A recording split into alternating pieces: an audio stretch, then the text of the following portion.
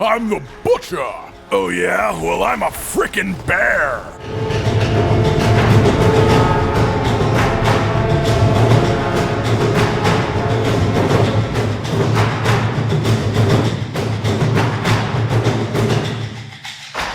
Ladies, gentlemen, and Harajim of all ages, Diablo 4's early access is now well underway, and if you are focusing on leveling and reaching World Tier 3 quickly, you may well already be there like I am. My favorite class so far is the Druid by a wide margin, and the leveling builds that I've recommended so far have all been based around having animal companions and using storm spells. And while that is cool, the real reason that I love Druid in this game is the shape-shifting and everything about that. Werewolves are incredibly cool, but they're sort of a known commodity, a classic concept. Where bears? Well, I absolutely love bears as an animal, and the ability to turn into a bear on two legs that is an absolutely unstoppable force of nature is exactly my jam.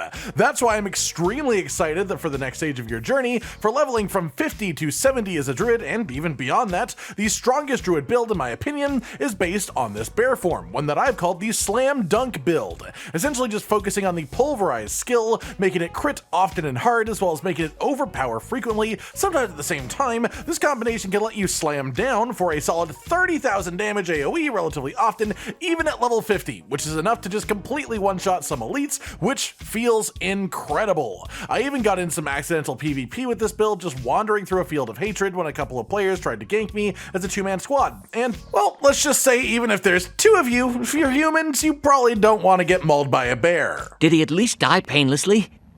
To shreds, you say? Well, how is his wife holding up?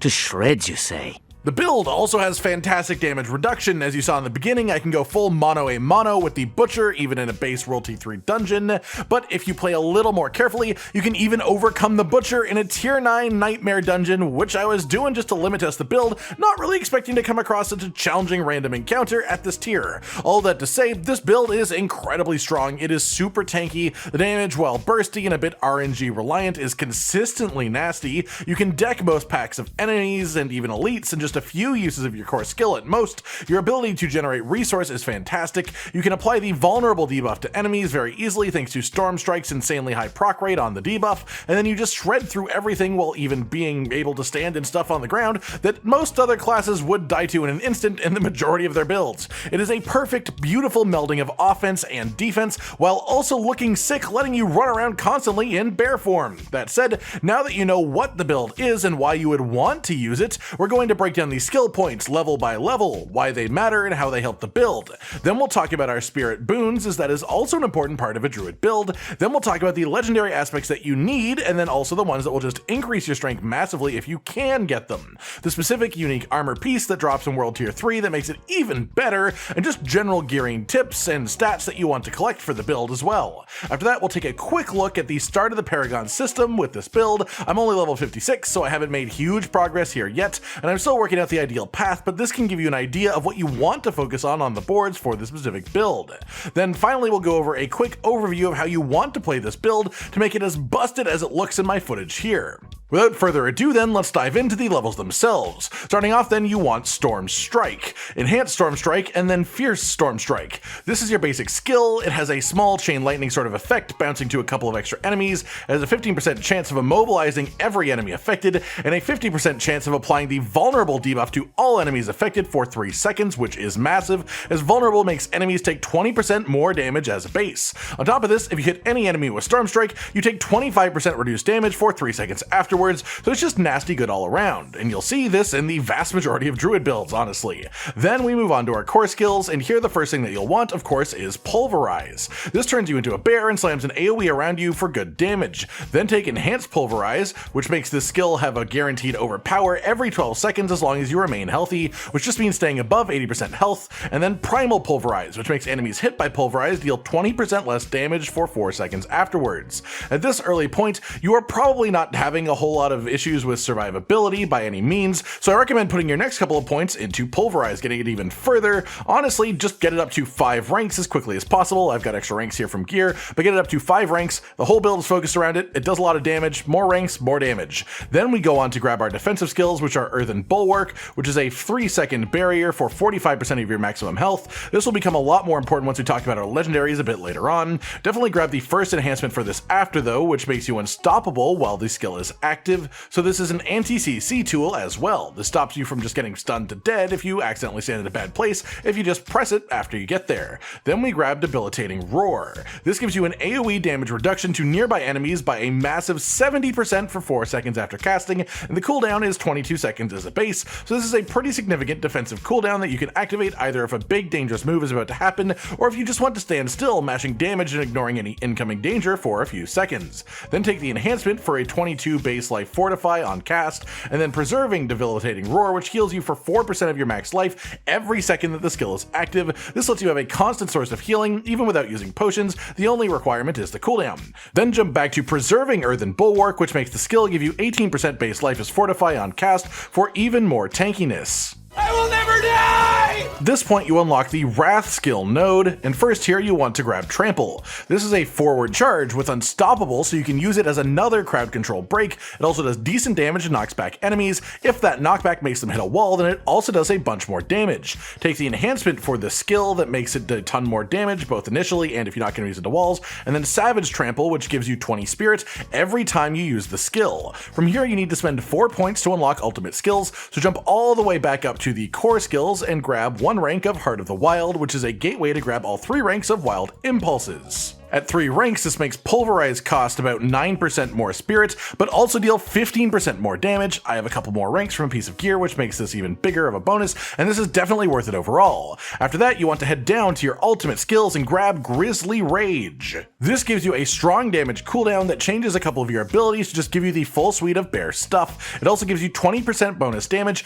and 20% damage reduction for its duration, and the damage bonus increases by 3% per second that the Grizzly Rage is active, up to a maximum of now 18% after the recent patch. It was 15% before. Killing enemies in this mode also increases the duration by 1 second, up to a maximum of 10 seconds of extra duration. After that, take the enhancement which makes you unstoppable while Grizzly Rage is active, and then also you want to take Supreme Grizzly Rage for 8% base life fortify gain per second while the skill is going. At this point, we're going to have a pause and talk about a specific legendary, because it completely changes the skill order if you happen to get it. The legendary in question is the Aspect of Ursine Horror. This makes Pulverize count as an earth skill. After casting Pulverize, it has extra pulsative damage on the floor too. This completely defines this build, but the aspect itself for the Codex of Power is in a dungeon in the Act 5 area of the story down in Hawazar. The second that you can get this as a legendary in your build, you should, and if you happen to have it drop by random chance, put it on immediately. This is where the skill order gets just a touch funky as a result though. The second that you get that legendary, you want to put 6 points into these passives here.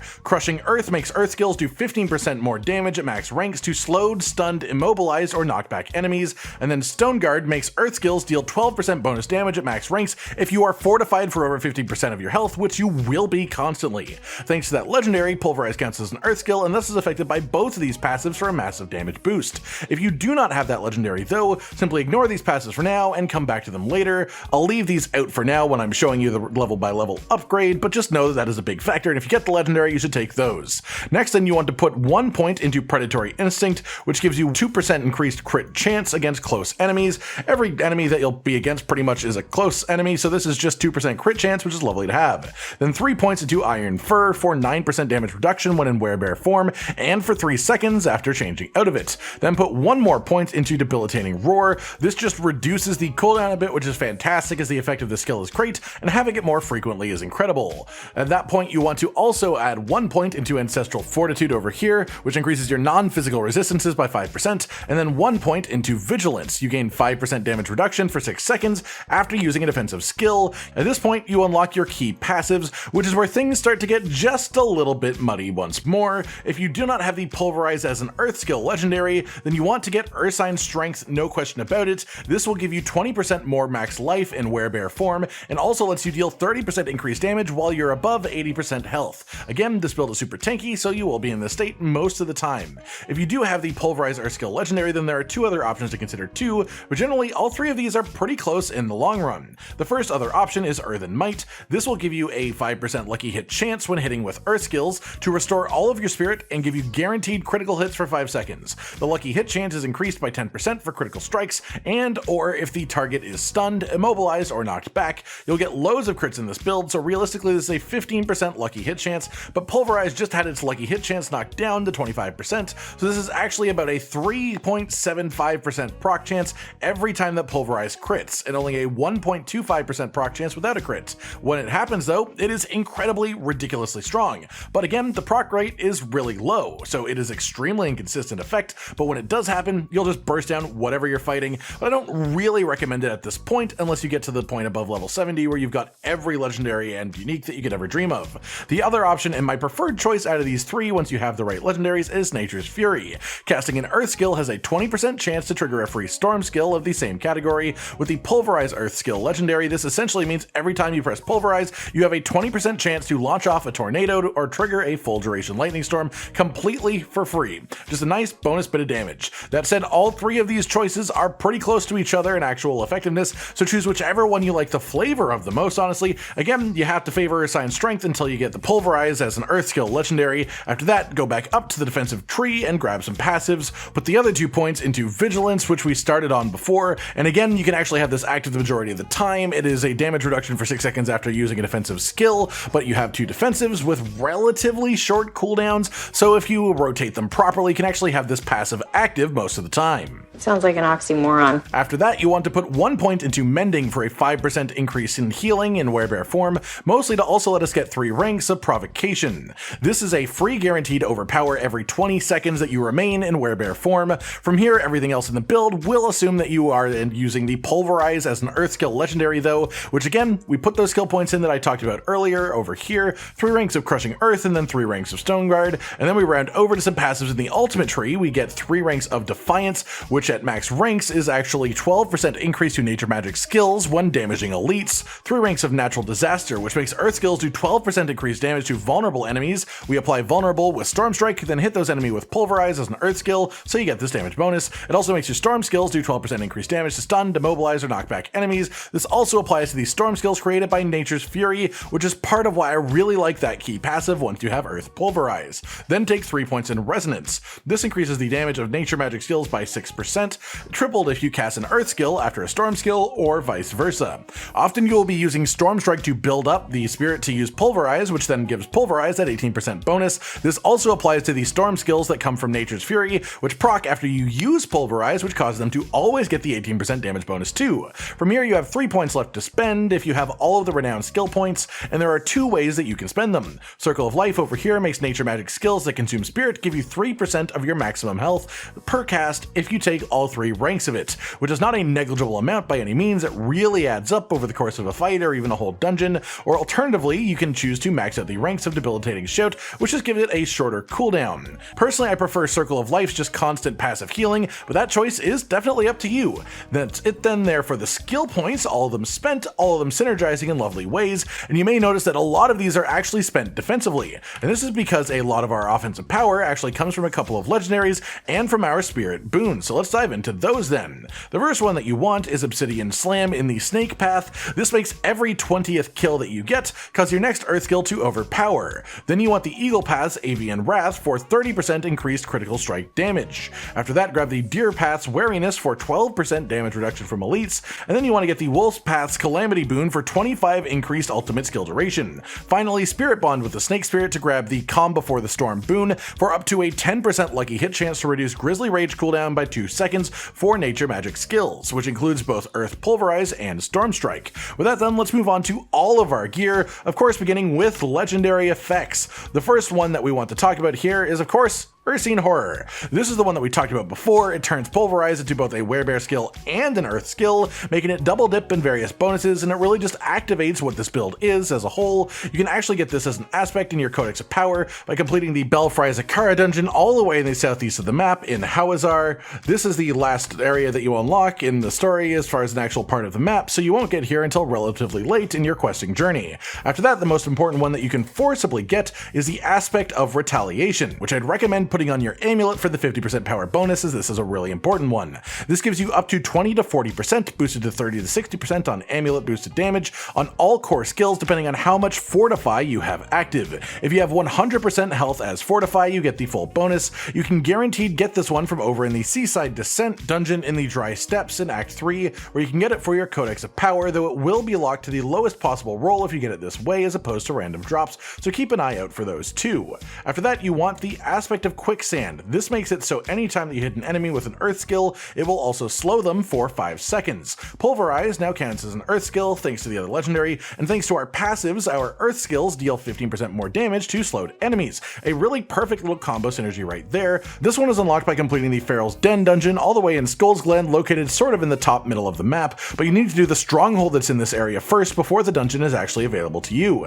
After that will be the Crash Stone aspect. This makes Earth skills do 40 to 50% bonus critical damage to crowd-controlled enemies, and that of course includes the slow from the last legendary, which will always be active thanks to Pulverize. You can unlock this aspect for your Codex of Power from the Stockades dungeon in Skull's Glen. Then finally, for our damage increasing legendaries that you can forcibly unlock is the aspect of the Rampaging Werebeast. This will actually increase the duration of Grizzly Rage by 1 to 5 seconds, as well as making critical strikes during Grizzly Rage increase your crit damage by 10%, stacking on top of itself for the duration of this ultimate. You can unlock this one from completing the Endless Gates dungeon over in the Hawazar region. Past that, you have a couple more important offensive effects to get, but they aren't aspects that you can unlock in the Codex of Power. You simply have to get lucky and find them as random drops. One of them is the Shockwave aspect, and this is the one that I absolutely recommend having on your weapon, and also you want your weapon to be a two-handed mace, as that gives you bonus overpowered damage, which is a massive part of this build. The aspect then gives you a forward traveling effect every time that you use Pulverize. It does 60 to 100% of its damage to any enemy hit, once again doubled if you have it on a two-handed melee weapon like we are going to. This is one of the top 3 legendaries that makes this build as strong as it is, but because it is only a random drop chance, it is entirely unknown when you will actually have it bestowed upon you. You want it, but you can't guarantee that you'll get it. When you do though, that's when the build gets really silly levels of strong. Past that, there is also the unique chest that can drop once you start reaching World Tier 3. It's not incredibly rare, I've actually found 2 of these myself so far, which is Insatiable Fury. This makes Werebear form your true form, which means it is the form that you are in by default, even just when walking around inside of towns, activating all of your Werebear form passives, even just when traveling around dungeons, or most importantly, activating the timer until you get a guaranteed overpower before you even actually start a fight. So oftentimes, you can start every encounter with an overpower Pulverize. On top of that, it gives you a bonus 2 ranks to all Werebear skills, which is fantastic, letting you overcap on ranks of Pulverize or even more damage. And again, it is a random drop. There's no real way to make it happen other than getting particularly lucky, but it is very good if you can't get it. After that, then we have 2 final aspects. These ones are defensive, one of which is the aspect of Bending Stone. This increases the duration of Earthen Bulwark by 6 seconds, literally tripling how long this barrier will last, including the unstoppable effect that it provides too. And also, killing enemies while it's active will replenish some of the barrier amount.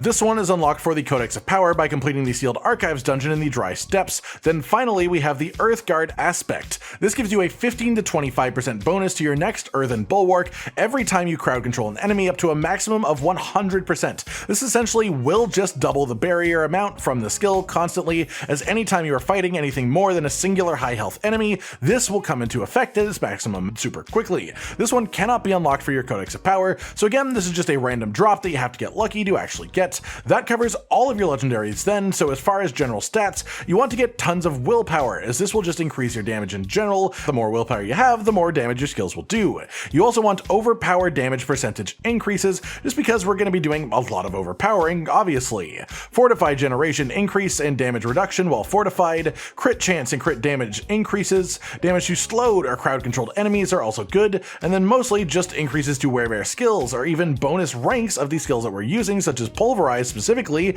is fantastic if you can find it. Hell, my amulet even has bonus ranks to the Wild Impulses passive, which makes my core skills cost 15% more spirit to deal 25% more damage, which honestly is just awesome. As far as which gems to put where, if you have the slots, rubies obviously in your weapon will give you that sweet bonus overpower damage, sapphires in your armor will give you bonus damage reduction while fortified, and then the jewelry gems are sort of interchangeable. The most general use one will be skulls for bonus armor, or you can switch them out for various element resistances depending on what you happen to be fighting. With that then, let's take a quick look at our Paragon board. I've realistically just started my journey through the Paragon board, but generally you will want to pile on willpower here. There's lots of willpower nodes, and you want to be taking them along the path. As well, you want to take the side on the right here that gives you the damage increase, as 20% damage is obviously absolutely silly to get just for a Paragon point. One Paragon point, and then if you have the intelligence, you get 20%. It's insane. As far as your first Paragon glyph slot, what you want to put in is the Werebear glyph. The second that you get it, the second that it drops for you, this will give you increased damage while you're in Werebear form for every 5 willpower purchased in the area, as well as 10% reduced damage intake in Werebear form if you meet the requirement. Mine is up to an 18.5% damage increase, but it will continually get much higher than that as I upgrade it. As for past this point, I haven't really gotten there yet, but I will likely do a proper endgame version of this build in a few days once I have, if you guys are liking it so far. As for playing it though, this one is pretty simple. Earthen Bulwark is your long defensive, Debilitating Roar is your short defensive. Earthen Bulwark you pretty much can use on cooldown, Debilitating Roar you want to save for in between barriers or just helping you survive larger incoming bursts. Trample is good CC, but also break CC against you, so you might want to save it for that. And also it does decent damage and movement too. It's essentially a bonus dodge on top of all that. Grizzly Rage you want to essentially use on cooldown, though ideally you will activate Earthen Bulwark just before Grizzly Rage so that you can have the barrier active while you are in your ultimate. Other than that, the loop is quite simply, if you have enough spirit, use Pulverize. Aim it at and then through enemies that you want to hit, as it essentially is a bit of a projectile in this build, but also with an area of effect that hits around you. If you don't have enough spirit, use Storm Strike until you do, and that's about it, really. It's that simple to actually use. I hope you've all enjoyed this extensive guide on the slam dunk Earth Pulverized Druid build, whatever you want to refer to it as. But this was all the sort of in-depth reasoning and information and the actual thoughts behind all of these choices that were made and how it all comes together and why it works. This is genuinely a ton of fun to me as a way to play the game, is this build, and I hope you all enjoy playing it this way too when you try it for yourself, because you really absolutely should do if you're playing a druid and you're at this point in the game.